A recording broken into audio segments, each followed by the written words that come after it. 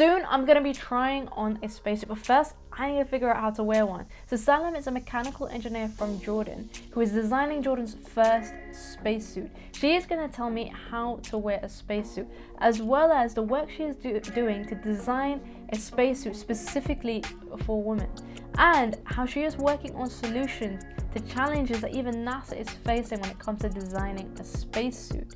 Please make sure you check out the video that I did previously where she explains how she designed her spacesuit and how it works. The link is in the description box below. Now, how do you wear a spacesuit? Let's get into it. So, how do you wear a spacesuit? I firstly wear the inner layer, which is the conductive material, and then I put on the mylar, and then I put on the waterproof, and then I put on the bulletproof, and then the final fashionable look garment. The fourth suit that Salam designed has rear entry, so you enter from the back. It has an open hatch.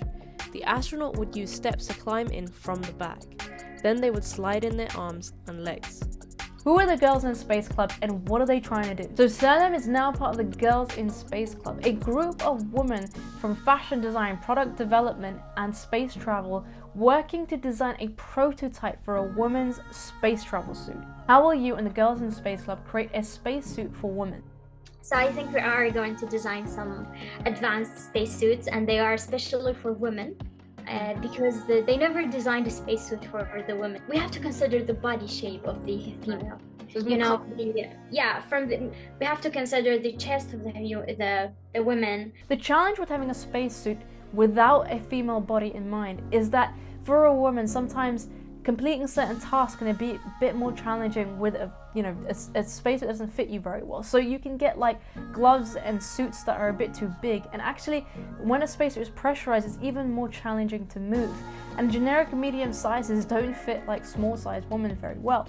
I'm not saying this is the case for NASA or Artemis spacesuits. They're designed at a higher level, but they may be the case for generic kind of analog astronaut spacesuits.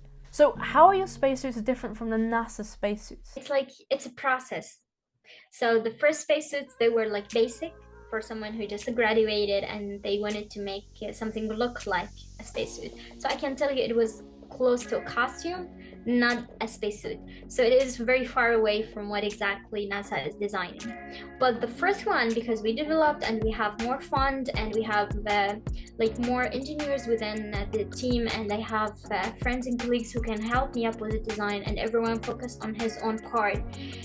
We can say close enough to be a prototype that it is inspired by the NASA Artemis missions. The goal here is to find solution for the challenging that NASA is already facing, like the cooling system, like the fogging, like the dust mitigation. So we have different challenging that NASA is facing right now, and we need to have designs that can be adjusted. So we don't have to design 20 spacesuits to fit 20 different sizes astronauts. So we only need to design 3 spacesuits that can be adjusted to the astronaut's body. So that's why we're heading to design B-rings, like a solid body with the open hatch from the back that can be adjusted and that can be used more on different sizes astronauts. We're not just copying what they are doing. No, we're trying to add value and to add some engineering into the design, providing even low-cost spacesuits, because spacesuits are too expensive as well. What is the future of space travel, and what role do you want your spacesuits to play a part in it? In an era that space is going to be for everyone, not only for astronauts, and everybody wants to go to space, you only need to pay for the ticket. And you can go on Blue Origin or Virgin Galactic or SpaceX. You can use the private companies right now, and you can go to space as a citizen. Like, we have people physically they are not they are not prepared to go to space. However, they went there, so you don't have to go through the NASA's selection process to be an astronaut. What I'm trying to design here is like an EVA. What is your main goal with your spacesuits? I believe in the process. I need to develop my skills and to be a better engineer, someone who can really design a spacesuit. Maybe I got the idea of opening my own company. I don't really know that, but all of this can come up when you start the process. And maybe in a couple of years, if we repeat this interview together, I'm gonna tell you, okay, Anissa, now I'm ready to open my company. So Axiom Space has won a contract to design spacesuits for NASA, and they want to do this quickly and cost effectively.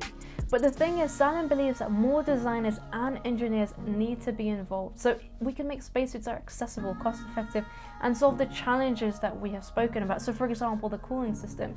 And Girls in Space Club is a great example of this, you know, but has this inspired you to design a spacesuit, or do you know someone who it could inspire? Please share this with them and share this with your family and friends, because, you know, we want more people to get involved. And it doesn't just have to be technical people, it can be non-technical people, people with, you know, creativity, imagination, and a vision.